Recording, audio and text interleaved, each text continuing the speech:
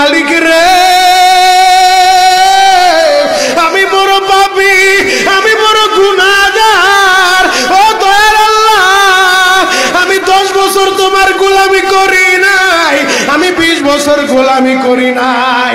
আল্লাহ আজকে মনিরুল ইসলাম শরীয়তপুরী আমার ভাই শোনা গেছে তোমারে বন্ধু বানাইলে ওই জান্নাত পাওয়া যাবে। মালিক রে তুমি আমারে দাও না মাফ কইরা। যুবক রে যদি কেউ আল্লাহরে বন্ধু বানাইতে পারে তার কোনো আর চিন্তা নাই, তার চিন্তার কারণ নাই গো বাবা। এ যুবক ভাইরা, দাড়ি পাকা বাবাজিরা, সবাই আমার দিকে একটা নজর তাকান। এই যে দেখেন আমি হাতের ভিতরে আহারের টিস্যু দিয়া কাফনের মতো একটা দৃশ্য বানায় ফেললাম। এমন একটা কাপড় আপনার শরীরে একদিন উঠে যাবে, আমার শরীরও একদিন উঠে যাবে।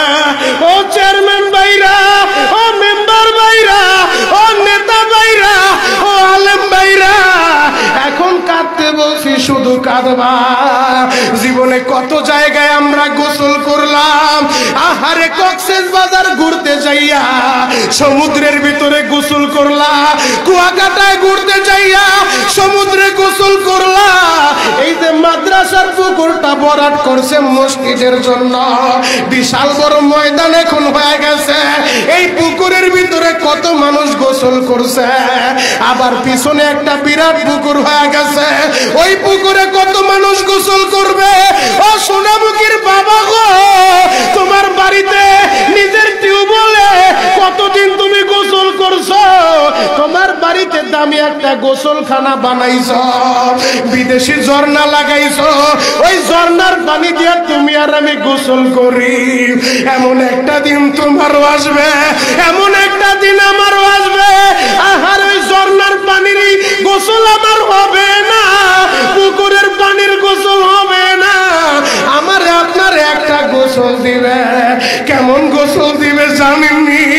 বড়ই পাতার হালকা গরম পানি দিয়া আহারে মসজিদের কর্নারে পড়ে থাকা 4 পায়ার খাটিয়াটা বাড়িতে নিয়া পর্দা দিয়া একটা ব্যারিকেড দিয়া বড়ই পাতার গরম পানি দিয়া আপনারে আমারে গোসল দিবে গো বাবা। ওই গোসলটা যেদিন দেওয়া হবে, আহারে এরপরে আর দামি কাপড় পরতে দিবে।